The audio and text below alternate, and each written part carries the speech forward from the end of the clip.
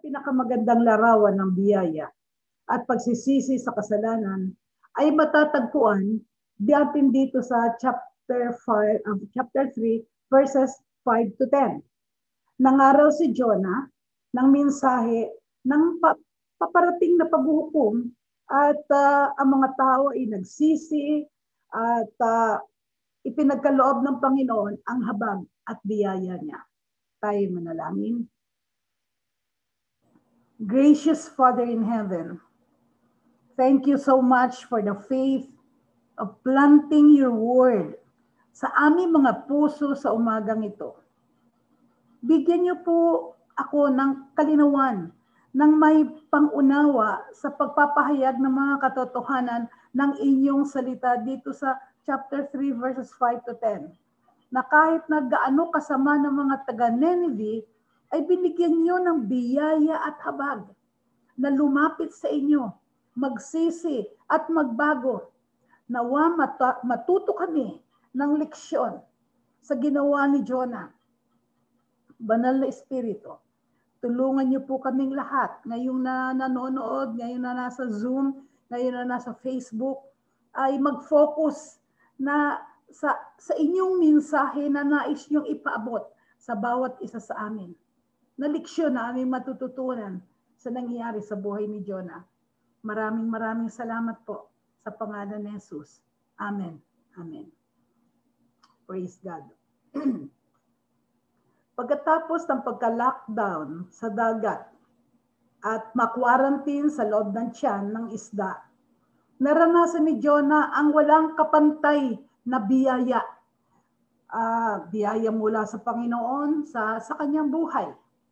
Pwedeng parusahan ng Panginoon si Jonah dahil sa kanyang pagsuway at pagtangging mangaral sa Nineveh bilang isang propeta.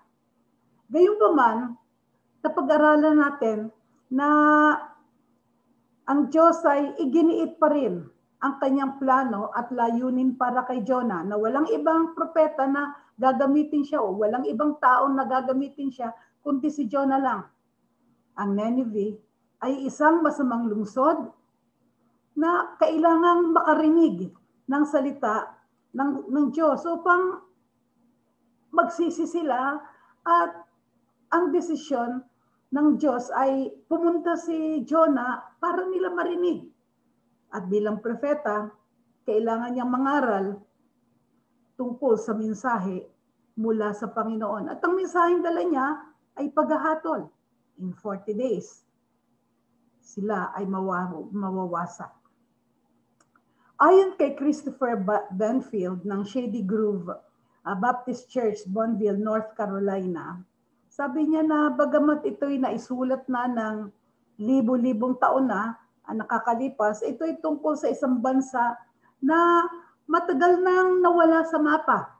Subalit ang mga prinsipyo na ay nananatiling may kaugnayan sa ating panahon ngayon, lalo na sa ating nangyayari sa buong mundo, ang pandemic na yan. Ang Diyos ay nananatiling may kapangyarihan sa kanyang pakikitungo sa sangkatauhan. Ang kanyang hangarin sa mga makasalanan ay nasa kanyang banal na pagkatao na maging karapat-dapat at makatarungan sa lahat. Ang dakilang biyaya ng Diyos ang sentro ng karanasan ni Jonah.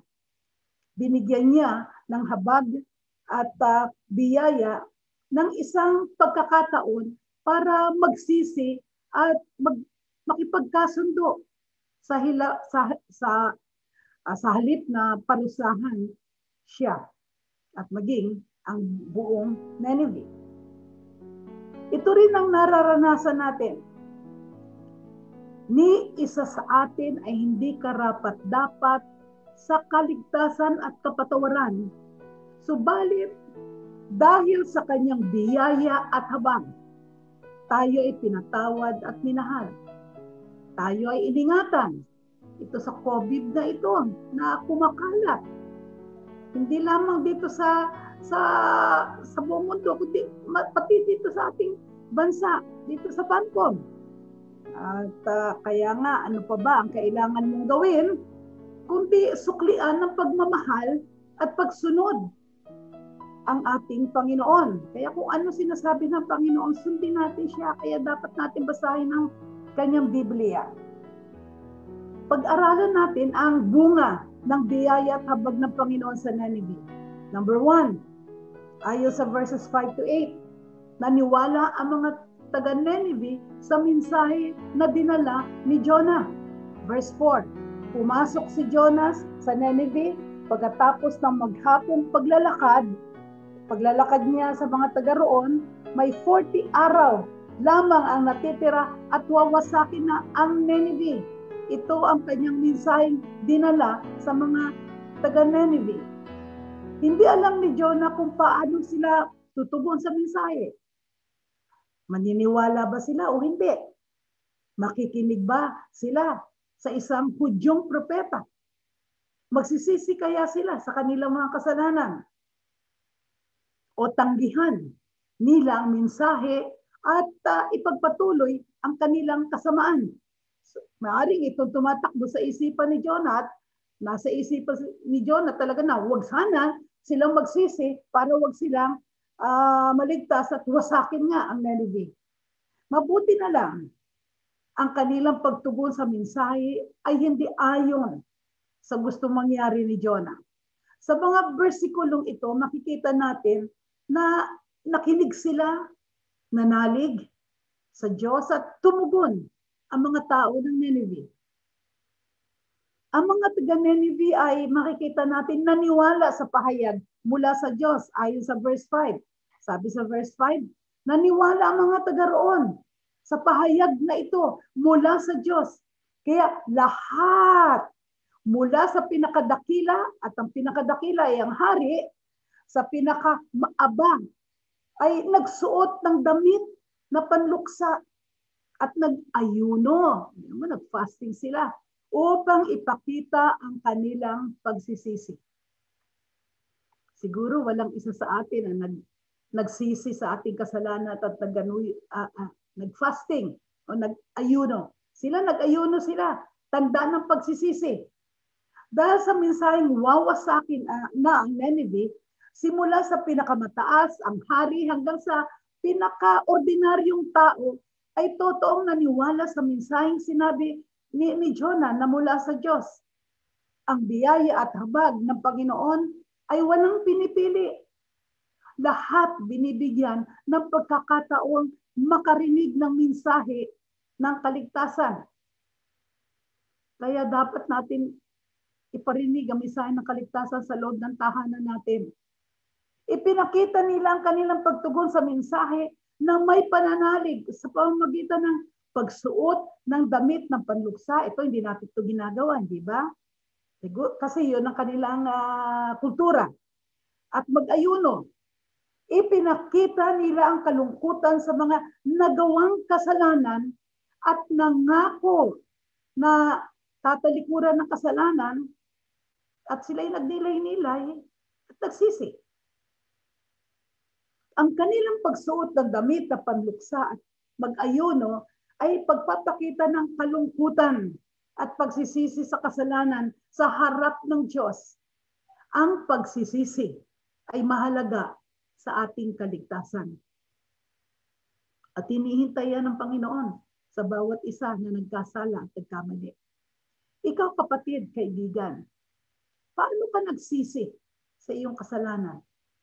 Tiyak, hindi ka nag-ayuno, no? O hindi ka nagsuot ng damit na panluksa. Wala pa akong narinig sa panahon natin na ginagawa natin yan ngayon, pero nung unang panahon yan ang kanilang ginagawa. Hindi lamang maaring tanggapin si Kristo Jesus at magpapatuloy na mabuhay o mamuhay ka ng katulad pa rin. Pag tinanggap mo si Jesus sa sarili mong tagapagligtas at nagsisi ka, kailangan talikuran mo ang iyong kasalanan. At sikapin mong magbago, magbasa ng Biblia para lumago ka sa iyong pananampalataya at sundin ito at pagbulay-bulayan.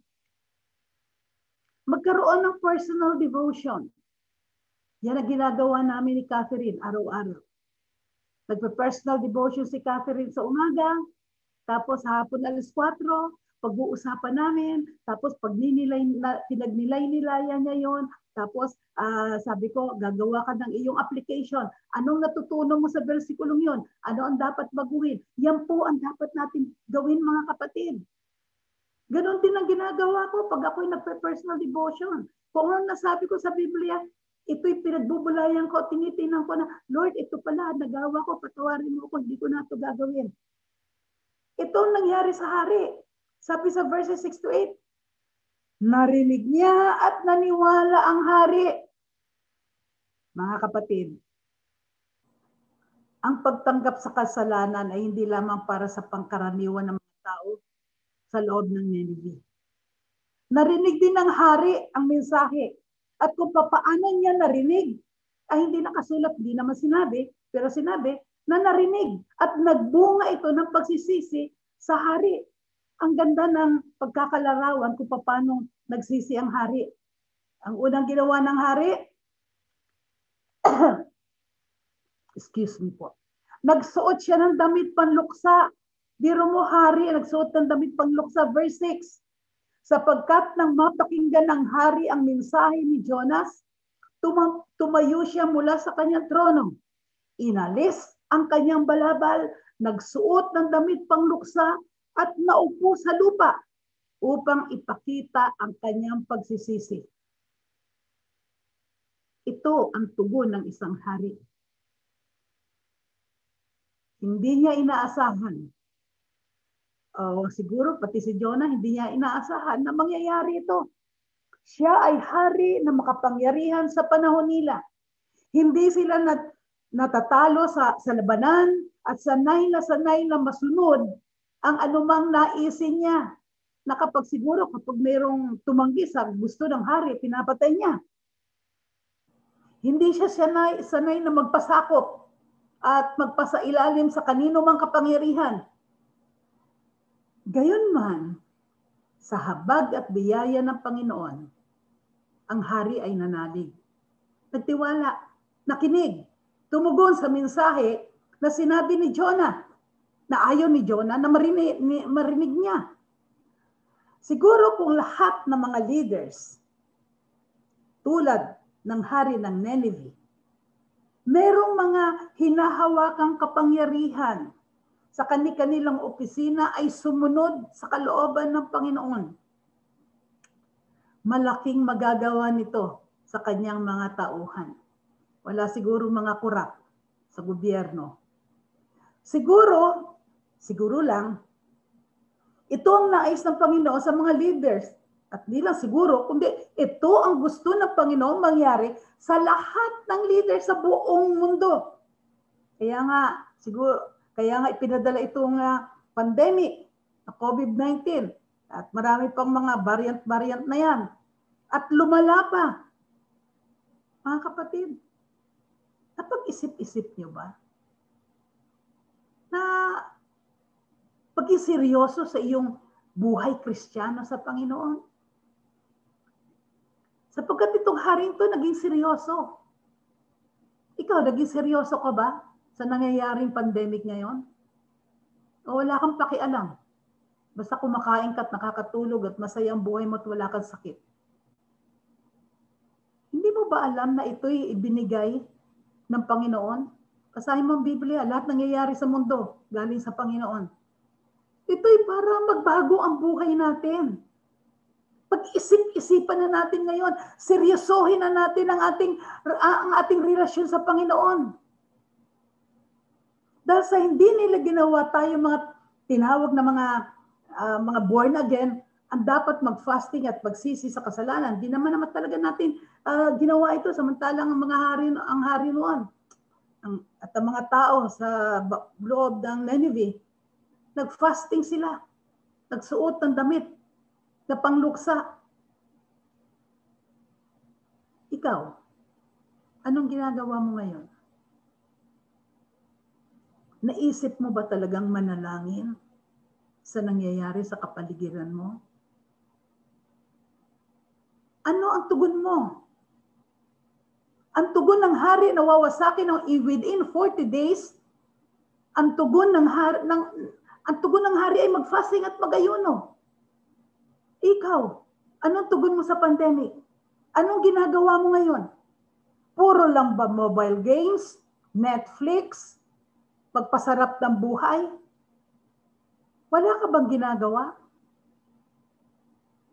Mga kapatid at kaibigan, napakagandang leksyon itong ating makikita sa buhay ng hari at ng mga taga-Nineveh. Bilang Kristiyano, maging matapang tayo na magbahagi ng ating pananampalataya. Alam mong hindi, kahit na alam mong hindi ito tatanggapin. Si Jonah, alam niyang hindi tatanggapin. Ayaw pa nga niyang tanggapin. Sana ayaw niyang tanggapin, kaya lang utos ng Panginoon magbahagi. Utos ng Panginoon, magbahagi ka ng biyaya ng Panginoon ng kaligtasan sa pamilya mo at kaibigan. Anong ginagawa mo? Puro lang ba chismis ang ginagawa mo sa iyong cellphone? Padala ng mensahe sa kanila? O pinapadala mo ng mensahe tungkol sa Panginoon? Ipagkakatiwala mo ba ang biyaya ng kaligtasan ng iyong pamilya at mga mahal sa buhay sa Panginoon? Ano pa ang ginagawa mo? Bakit hindi mo ibahagi ang biyaya ng kaligtasan? Si Jonah kontra gusto. Padabog na sumunod na ibahagi ang magandang balita. Pero sa kabila noon, ang biyaya at tabag ng Panginoon naranasan ng mga Ninevites na ng hari nila. Ang nagmamahal sa kalooban ng Panginoon ay nakikinig sa salita ng Diyos at handang magsisi at manampalataya. Kung ang hari ng Nineveh ay nagsisi sa kasalanan at bumalik sa Diyos, may pag-asa ang ating pamilya, kaibigan, Pilipinas, Pilipino, bansa. Kamanggagawa, ang biyaya ng Panginoon, mararanasan natin lahat. Kung seryoso ka, seryoso ako sa ating relasyon sa Kanya. Mahal tayo ng Panginoon. Kailangan natin i-apply ang leksyong ito na natutunan natin sa nangyayari sa Nineveh at sa nangyayari kay Jonah. Ang hari ay nagsuot ng damit pangluksa. At sa verses 7 to 8, nagpalabas pa siya ng proklamasyon. Ano kaya magpalabas si President Duterte? Proclamation, buong Pilipinas mag-fasting. Ang kaso nga, ang proklamasyon, ano ba yan? Face mask, face shield, distancing, huwag lumabas kung hindi kinakailangan, washing of hands. Yun ang proclamation. Sana magkaroon ng proclamation ng fasting and prayer sa buong bansa para huminto na itong pandemic na ito. Nagpalabas siya ng proklamasyon. Meron 3 utos ang hari. Una, basahin natin ang verse 7, walang sino man ang kakain at iinom. At nagpalabas siya ng isang proklamasyon sa Nineveh at nagsabi, ayon sa utos ng hari at ng mga pinuno, walang sino mang kakain at iinom. Biro mo, kakain at iinom. Ang hirap nun. Kaya ko lang, fasting, hindi ko kayang hindi uminom. At 3 araw lang ang kaya ko, hindi ko kaya yung 40 days. Nako, hindi ko kaya yon. Kahit, tingnan nyo yung sumunod, kahit ang inyong mga baka, tupa at kambing, isipin mo kung lahat ng hayop hindi mo pakainin, ano kaya ang ingay na ibibigay nito? Siguro iba't ibang tunog, iba't ibang huni, at naging isang orkestra ang kanilang tinig na nakarating sa Panginoon. Mga kapatid, handa ka ba mag-fasting at mag-pray? Sa bagay, nakapag-fasting na tayo, nag-pray. Kaya lang, ang fasting natin, yung Daniels, kumakain pa rin tayo. Pero yung fasting na wala talagang pagkain. Paggising sa umaga ng ilang araw, walang kainan. Sa kanila, walang tubig. Ang hirap nun. Pero sa biyaya ng Panginoon, nangyari at nagawa nila. Maaari kang gumawa ng maraming mga bagay na nauugnay sa pagsisisi. Ngunit kailangan magsimula sa paniniwala at pagtitiwala sa ating Panginoon. At meron tayong salita ng Diyos na dapat natin basahin. Sa panahon natin, yung panahon nila, wala silang binabasa. Yung mga Israelitas lang, may Torah silang binabasa. Sa generation natin ngayon, ang pagtanggap sa nagawa ni Kristo Jesus doon sa krus ng Kalbaryo ay dapat nating tanggapin. Yun ang ating pag-asa. Ang kamatayan ni Jesus sa krus, ang ating tagapagligtas at ang ating Lord. Siya ang dapat nating tanggapin. Lahat ng pagsisisi ay walang silbi kung hindi ito ang foundation. Ang foundation ng pagsisisi ay yung ginawa ng Panginoong Hesus sa krus ng Kalbaryo. Hindi ka pwedeng maniwala na may pagtitiwala sa Diyos kung di ka nagbabasa rin ng Biblia. Sa makatuwid, mga kapatid, anuman tunay na pagbabago o pagsisisi ay magsisimula sa tapat na pangangaral at pakikinig ng salita ng Diyos at tapat na pagsunod tulad nangyayari sa bangsa ng Nineveh. Anong sabi ni Paul sa Romans 10:14? Pero paano sila tatawag kung hindi naman sila sumasampalataya sa Kanya? At paano sila sumasampalataya kung hindi sila makakarinig? Tingnan niyo po ninyo yun, ha? Kailangan marinig muna ang tungkol sa Kanya. At paano sila makakarinig kung walang mangangaral?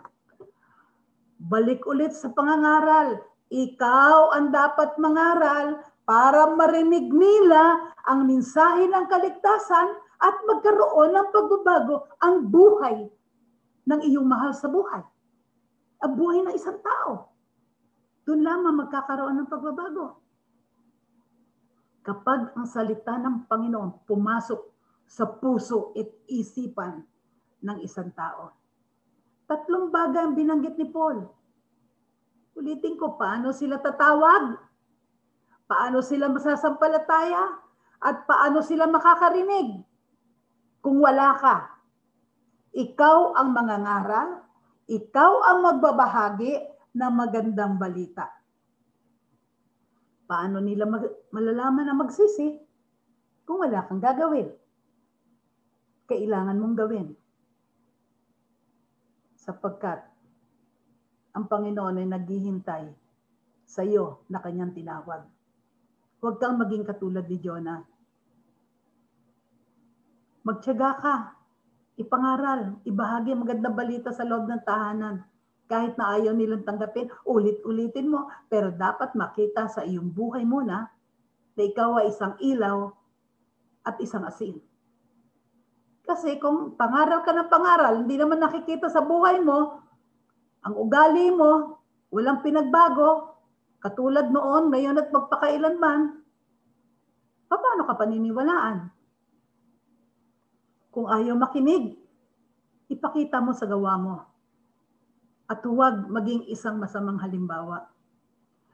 Mga kapatid at kaibigan, katulad ng mga taga-Nineveh, isinaalang-alang niyo ba ang inyong espiritual na pangangailangan? At nag-fasting kayo at lumapit at kinausap niyo ang Panginoon tungkol sa inyong katayuan. Lalo na sa panahon ngayon. Ipag-pray natin yung mga nagkakasakit ngayon, kailangan nila ng panalangin. Ang utos ng hari ay walang sino man kakain at iinom. Let there be taimtim na manalangin sa Diyos. taimtim. Sabi sa verse 8, first part, magsuot kayong lahat ng damit na pangluksa pati ng inyong mga hayop. At, ang sabi diyan, taimtim na manalangin sa Diyos. Ikaw ba'y taimtim kung manalangin? O nagsalita ka lang at ipinalangin mo ang kapwa mo, pero hindi taimtim? Pwede mong gawin yun eh. Di ba sa pagkain, ganun minsan, madalas ganun nangyayari. Salamat po sa pagkain nato, sa pangalan ni Jesus, amen. Pero taimtim ka ba talagang nagpasalamat sa biyaya na bigay ng Panginoon? Na yung pagkain na yan sa harapan ng lamesa mo, ay wala yan sa iyo kung hindi ka pinagpala, binigyan ng biyaya ng Panginoon. Taimtim ka bang? Taimtim mo bang ipinagpipray ang iyong pagkain? Ang iyong kalusugan? Ang iyong masarap na pamumuhay? Taimtim ka bang nagpray na magkaroon ka ng data, pambili ng data? Magkaroon ng salamat ako talaga nagpapasalamat sa Panginoon na bago na ngayon ang panahon natin, meron ng Zoom. Na ang hirap nga magawa nito, mabuti na lang may mga instruction kung anong gagawin natin. Minsan mahirap pa sundin. Nagpapasalamat ka ba sa biyayang ito ng Panginoon? Ako, pasalamat ako sa biyaya ng Panginoon. Inihanda niya yung internet para tayo magkaroon ng Zoom worship service. Biyaya yan ng Panginoon.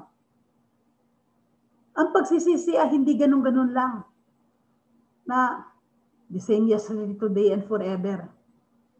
Meron kang dapat na pagbabago sa isip, sa gawa, at sa araw-araw mong pamumuhay. May nakikita dapat na pagbabago. Yan ang pagsisisi. Sa kaso ng mga taga-Nineveh, sila'y nagpakita ng damit, nagsuot ng damit, nagpalit ng damit ng sako. Isang makapal na magaspang na tela to na nakaraniwang gawa mula sa buhok ng mga kambing. Kapag nagsuot ka nito, ay pinapakita mo na ang pagtanggi mo sa makalupang ginhawa at kasiyahan. At ito, ang kultura nila noon, hindi natin pwedeng gawin. Wala na ngayon damit ng mga kambing na pwede nating isuot. Ang mamahal, ay sa panahon natin wala nito. Mga kapatid, kung papaano ka magsisi, nakikita ba ang pagbabago sa buhay mo? Nakumbinsin ka ba sa ginawang pagsisisi ng mga taga-Nineveh? Isang makasalanan at mabagsik na mga tao na talagang pinapatay nila lahat ng kanilang mga kalaban. Pero nung sila'y sumigaw ng panalangin ng taimtim, ang Panginoon ay nakinig. Sila'y pinatawad. Ipag-pray natin ang ating bansa na masugpo na ang CPP-NPA. Nababasa ko lagi sa news pero hindi ko to naririnig sa mga mainstream media. Ang dami na nagpapasalamat ako, ang dami na mga anak na bumalik sa pamilya, yung mga nanay na nag-iiyakan ng mga anak nila na mundok. Ngayon, ang dami na nagsisisi. Ang dami na binibigyan ng mga lupa para sila mabuhay at magbago. Ito po, ipinagpipray ko to. Ang dami ng nawa itong ating bansa malibre na sa droga. Ipag-pray natin. Pagpatuloy natin pag-pray na itong baksin na dumadating ay makatulong sa atin. Maibalik ang kontrol sa kamay ng Panginoon, sa kamay ng ating gobyerno itong tubig at kuryente kasi ang mahal-mahal ang singil. Kawawa yung mahihirap. Na tulungan ang ating bansa na itong korupsyon matigil na para naman tayong mahihirap, hindi nahihirapan. Maraming salamat at alam ko sa DZS, lagi ko itong naririnig. parang every hour yata ipinipipray ang bansa natin. Mga kapatid, sana ang nangyari sa Nineveh ay isang warning sa ating mga Pilipino. May 40 araw na lamang ang natitira at wawasakin na ang Nineveh. Kailangan natin bumalik sa tunay na taos-pusang panalangin at mamagitan o mag-intercede. Huwag tayo makontento sa buhay espiritual natin ngayon na wala tayong ginagawa. Hindi natin ipinagpipray ang ating bansa. Ang hari, nagbago. Pwede nating gawin yon. Ang asawa ng presidente, isang Baptist, sana ipag-pray natin na ibahagi. Malaking bagay ang prayer. Ang intercession. Magbasa tayo ng Biblia para ang prayer natin ay ayon sa kanyang kalooban, hindi ayon sa ating kalooban.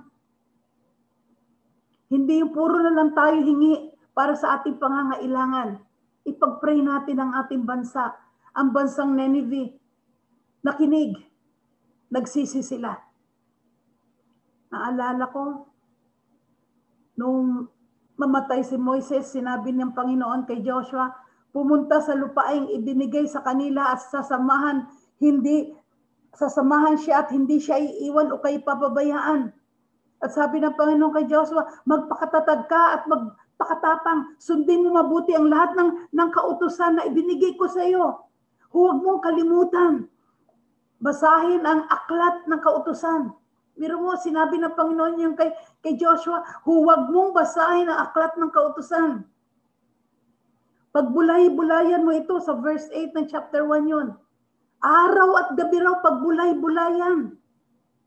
Kung matutupad mo ng mabuti ang lahat na nakasulat, ang pangako ng Panginoon kay Joshua, uunlad ka at magtatagumpay, mga kapatid, kapag lagi natin binabasa ang salita ng Panginoon at pagbulay-bulayan to ng araw at gabi ayon sa utos siya kay Joshua at gamitin din natin, sundin din natin to, uunlad tayo at magtatagumpay sa ating buhay Kristiyano. Mga kapatid, bakit hindi natin angkinin at gawin ang pangakong ito ng Panginoon kay Joshua doon sa chapter 1, simula sa 6 tayo hanggang 8. Araw at gabi, pagbulay-bulayan ito. Ito yung pangako niya. Uunlad at magtatagumpay ka kung gagawin mo yon. Bilang propeta, alam ni Jonah, kaya lang ayaw niya talaga maligtas ang Nineveh. Ikaw, ayaw mo rin bang maligtas ang pamilya mo, ang kaibigan mo, ang BFF mo, ang boyfriend mo, ang girlfriend mo? Ba't hindi mo ibahagi ang magandang balita? Ang utos ng hari ay walang sino man ng kakain at iinom, taimtim na manalangin sa Diyos at talikdan ang masamang pamumuhay at pagmamalupit. Biro mo, sinabi ng hari yon. Second part ng chapter 3 verse 8. Talikdan ninyong masamang pamumuhay at pagmamalupit. Malamang merong alam ang hari tungkol sa Panginoon, tungkol sa Diyos.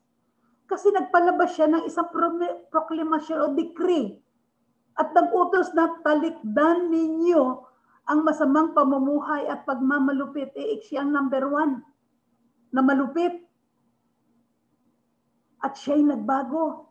Hiniling niya ang tunay na biblical na pagsisisi. Narinig ng Panginoon ito, nakita ng Panginoon ang puso ng hari at ng mga tao. Ang tunay na pagsisisi ay hindi lamang alam mong ikaw ay makasalanan, kundi kailangan mong talikdan, ayon sa verse na yon, talikuran ang masamang pamumuhay. Kasi kung ikaw yung nagsisi, tapos pareho pa rin ang iyong ginagawa, the same yesterday, today, and forever, wala ka pa rin relasyon sa Panginoon. Walang kabuluhan ng pagsisisi. Kailangan merong nakikitang pagbabago. So ang bunga ng biyaya at habag ng Panginoon ay number 1, naniwala mga taga-Nineveh. Number 2, verses 9 to 10. Naniwala sila sa biyaya at habag ng Diyos. At ipinagkaloob ito ng Panginoon.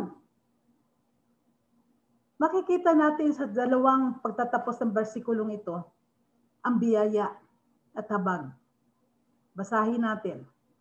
Dahil sa sila'y naniwala sa biyaya at habag ng Panginoon at nagsisi, sabi sa verse 9, baka sakaling magbago ang isip ng Diyos at mawala ang kanyang galit sa atin at hindi niya tayo lipunin. Sinabi nila ito. Nakita natin.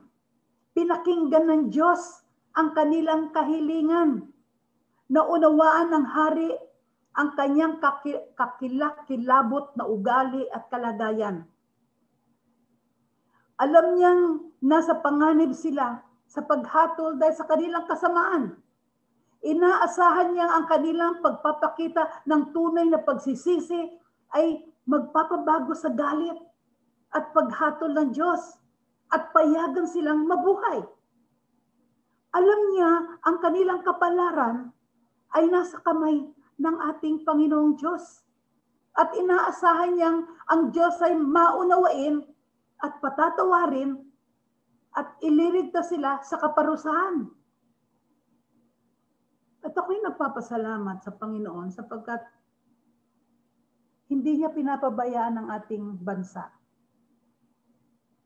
Sa kabila ng pandemic na ito, marami nagpapautang sa ating bansa para ipamigay sa mga tao. Mahirap ang ating bansa, pero libre ang gamot na binibigay. Salamat sa Panginoon, hindi pinapabayaan niya ang ating bansang Pilipinas.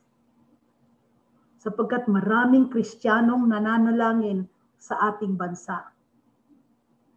Salamat na lamang at ang Panginoon ay maawain sa atin. At napakamasagana ng kanyang biyaya. Grace upon grace ang ating nararanasan sa loob ng pandemic na ito. Kaya lang kailangan mo, kapatid, kung hindi ka naniniwala, tanggapin mo si Kristo Jesus.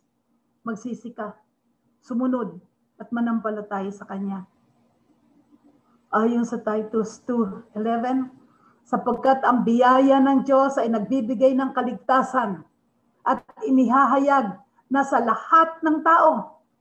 2 Peter 3:9, hindi nagpapabaya ang Panginoon sa pagtupad sa pangako niya, gaya ng inaakala ng ilan. Ang totoo, binibigyan lang niya ng pagkakataong magsisi ang lahat sa mga kasalanan nila dahil ayaw niyang mapahamak ang sinuman.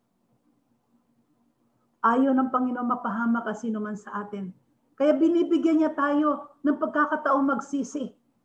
Sapagkat ang matindi, kapag hindi ka nagsisi, hindi ang COVID-19, ang matindi ay ikaw ay pupunta sa impyerno kapag hindi mo inayos ang iyong relasyon sa Panginoong Jesus. Hindi mo siya tanggapin mo siya. Lay it down to the cross of Jesus Christ. Sapagkat siya lamang ang mayroong karapatan magligtas sa atin. Dahil sa sila'y naniwala sa biyaya at habag at nagsisi, pinakinggan ng Diyos ang kanilang kahilingan at nakita ng Diyos ang kanilang ginawa. Verse 10, nakita ng Diyos ang kanilang ginawa kung paano nila tinalikuran ng kanilang masamang pamumuhay. Kaya nagbago ang kanyang isip at hindi na niya nilipol ang mga taga-Nineveh gaya ng kanyang sinabi noon. 40 days. Nakita ng Diyos kung paano tumugon ang Nineveh sa kanyang babala. Para magsisi. Alam niya na kusang loob silang tumalikod mula sa kanilang kasalanan patungo sa Kanya. Ang mensahe ay nagdala ng pananalig at pagtugon nila sa pagsisisi at pananampalataya sa Panginoon. 40 days ang ibinigay. Ikaw kapatid na hindi pa mananampalataya at hindi seryoso sa iyong Christian life, 40 days ang ibibigay sa iyo ng Panginoon para ka magsisi katulad ng Nineveh at ng hari. 40 days, tandaan mo yan. Simula sa araw na to, magbilang ka ng 40 days. At kung hindi ka magsisisi, alam ng Panginoon kung anong gagawin sa iyo. Sapagkat siya nakakakita sa puso natin at isipan. Alam ng Panginoon ang gagawin sa taong nakarinig na magandang balita, pero ayaw magsisi, hindi nagtitiwala sa Panginoon. Maghintay ka na lang. Ang mga taga-Nineveh at ang hari naniwala sa mensahe. Dahil sa sila'y naniwala sa biyaya at habag at tagsisi, pinakinggan ng Diyos ang kanilang kahilingan, nakita ng Diyos ang kanilang ginawa at, letter C, nagbago ang isip ng Diyos. Second part ng verse 10. Kaya nagbago ang kanyang isip at hindi na niya nilipol ang taga-Nineveh gaya ng kanyang sinasabi noon. Ikaw na nakarinig. Sa loob ng 40 days, binibigyan ka ng Panginoon ng pagkakataong magsisi. Ang paghuhukom ay hindi natuloy at ipinakita at ipinadama sa kanila ang biyaya at habag ng Panginoon. Bagamat hindi sila karapat-dapat, pinili ng Diyos na ipagkaloob sa kanila ang biyaya at habag. Mga kapatid, bagamat karapat-dapat silang parusahan, subalit ibinigay ng Panginoon ang habag na huwag silang parusahan. Binibigyan tayo ng Panginoon ng habag para huwag tayo parusahan. Lumapit tayo sa Kanya. Ano sabi ng Jeremiah 18:8? Sabi doon, at ang bansa o kahariang iyon ay tumigil sa paggawa ng masama. Hindi ko na itutuloy ang balak kong pagwasak sa kanila. Ito yung nangyari sa Nineveh. Ang Diyos ay banal at matuwid. Wala siyang kasalanan o anumang kasamaan sa Kanya. Siya'y banal. Dahil sa pagtalikod ng mga taga-Nineveh sa kanilang kasamaan, nagbago ang isip ng Diyos at sila'y pinatawad at ipinagkaloob ang biyaya at habag. Tulad ng Nineveh, tayo rin ba ay nagkasala at nararapat na mahatulan? Dahil sa ang kasalanan, ang katumbas niyan ay kamatayan kapag hindi ka nagsisi. Kung ang gusto lang ng Diyos na hatulan ng buong mundo dahil sa kasalanan, hindi na niya sana ipinadala si Jesus Christ para mamatay sa krus. Ibuhos, ibigay niya ang kanyang buhay para sa iyo at sa akin. Hindi na niya sana ipinadala si Jesus Christ para lahat na lang tayo parusahan. Pero pinadala ng Panginoon dahil sa kanyang biyaya at habag. Ipinadala niya si Jesus Christ.